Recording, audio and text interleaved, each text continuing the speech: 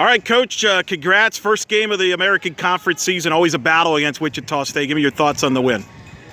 Well, just like you said, it's always good softball. Two really competitive teams, feisty teams, gritty teams getting after it.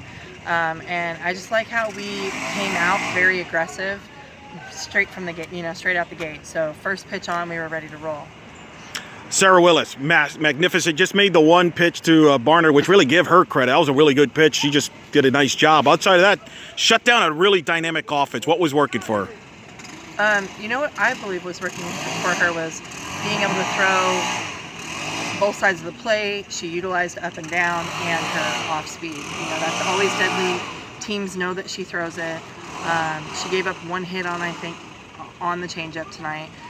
But she still throws it, and she's not afraid to. She's aggressive with it, and she knows how to make that pitch move too. So, but just also, keeping the momentum in our hands, feeding her defense. They made some very good plays tonight behind her, and enough runs to get us going. So. Jada Cody's played a bunch of these big games, and no surprise she set the tone there with 3 hits. Just talk about her offensively and defensively.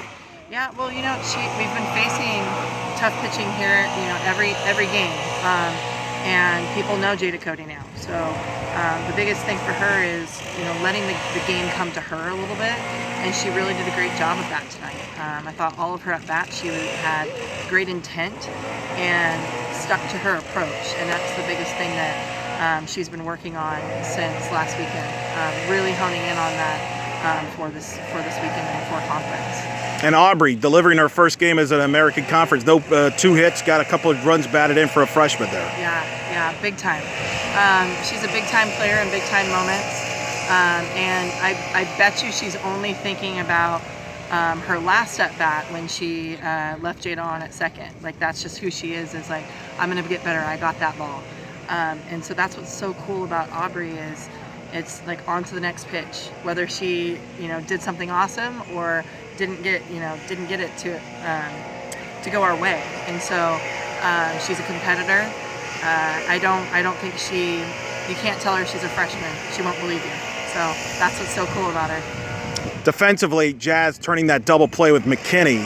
Huge. Big in the 5th inning there. Talk about her and making the defensive plays. You've talked about protecting the queen. Your defense helped Sarah out there as well. Yeah, that was huge. Because there's been times where we've got McKinney to ground out and in that same location, and because we have to play so quick, she's fast. We typically will make something else happen, and Jazz stayed calm. She had great timing with touching the bag and getting rid of the ball, and that's not easy to do. Though people may think of it, but that timing to do that and then make a good throw is tough, and she made it look darn easy. Coach, tomorrow you go for the series win. What's it going to take? Well, and this is what I talked about in the message that I gave them is do exactly what we've trained and prepared for, not only this whole season and really dialing in this week on us for conference play, but Wichita State's a great team. They make adjustments, they don't give up, and I think we set the tone and had the momentum. And we want to continue to keep that. So we're playing 7 innings tomorrow, but the grand scheme of things, we're playing 21 innings, and we're really focusing on winning every pitch of those 21 innings.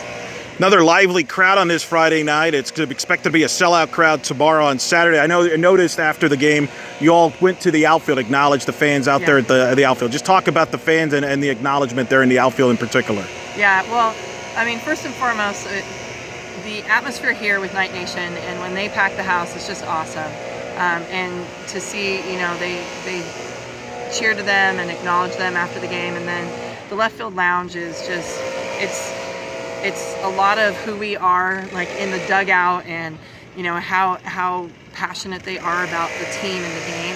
And so they acknowledge them too. But I have to be honest, my son 4 had them do a cheer yesterday after practice, and so they've continued that cheer because they liked it, and so they wanted to go do the cheer with them, and that's what they were doing. So yeah. What kind of cheer was it? I can't give up all the goods. All right. It had to do with Transformers. All right, of course it is. Very good. Optimus Prime, Yeah. Coach, you get the win against the number 22 team in the country. when you play a ranked team, does it have an extra intensity to it?